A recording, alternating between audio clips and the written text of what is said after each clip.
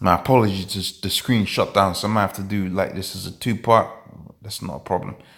Okay, let women be women, children gonna be children, and then fathers gonna be fathers, man. You have to mix it all up. So it says, Madhavan,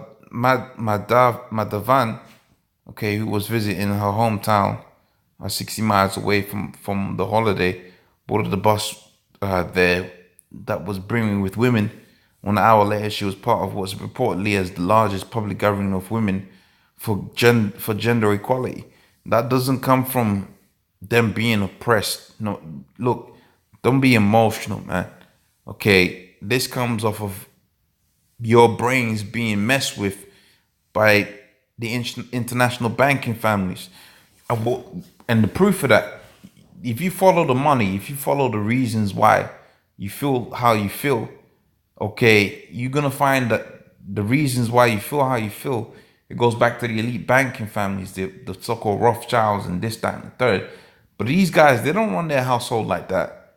Okay, when you say, okay, George Soros is the runs this and this guy runs that, and this banker founded this. When you check out how their families are run in the traditional sense that the man is the head of the family and the woman is the head of the household. That's how they run their family. So here it is, they're feeding you something that they didn't even buy into. Why? Because when you go into the scriptures, it talks about, when you go into the so-called ideology of the bankers, they're into what's known as order out of chaos, and they're feeding these people a pipe dream. Okay, so that they get into this so-called philosophies of equality, but that equality is gonna mean the destruction of the family structure, man. Okay, so let me get into the scriptures now. I'll start off within the book of Jeremiah. Okay, and I might just finish it there. Jeremiah, the 50th chapter, is it the 51st chapter? I have to remember. Excuse me.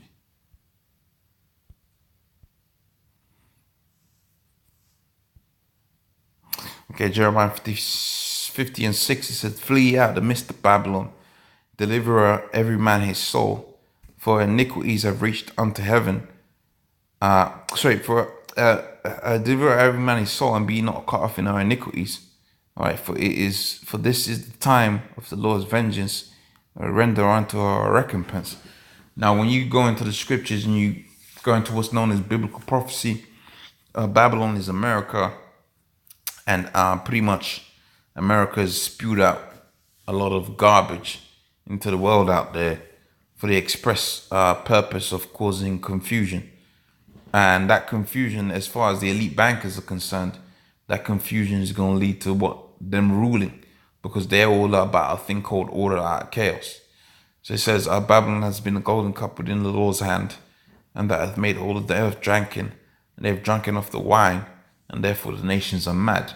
Okay, so the nations are going crazy right now, following after the ways of America. And a lot of like I said, it's an emotion thing. It seems like something sensible, but you have to remember the proof is in the pudding. Okay, if you've got children that are all right, okay, you go back 50, 70 years ago, prior to this so-called feminist movement and all of this, and the men and the children that were born are raised in an environment that was apparently oppressive to women, grew up to be okay. What's the problem? I don't see the problem. I'm not talking about you go home and you beat your wife every day, whatever. I'm saying this environment that they're saying is oppressive to women somehow raised the correct children. Okay, what the hell was wrong with that? That means to say, well, you've been fed a pipe dream, man. Okay, the proof is in the pudding. In fact, the scripture even goes to say that their children is gonna be basically the proof of what kind of manner of person that was. Okay, so if you had a traditional society, okay, prior to 70 years ago, 100 years ago, and the people that was being born was inventors and innovators, and the children that are being born now are fucking crazy as all hell, but they ain't been a top inventor in a very long while, man. Okay, and whenever it's been that case, you've seen that they've come from a traditional background.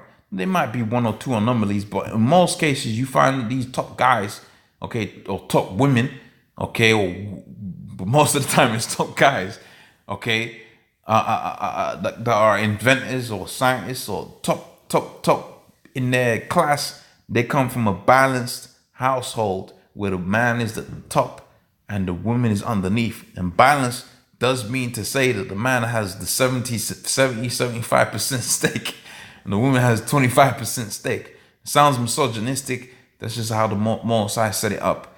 Proof is in the pudding. Prove me wrong. Okay, point to an individual that grew up outside of that environment and was still successful. And you can't. Okay, the children out here are bugged out, man. But the children of four times, there was the ancient prophets, ancient sailors, ancient inventors that grew up in what this society is calling an oppressive household. And I wonder, Shalom, Yabashim Yashai Brakatah.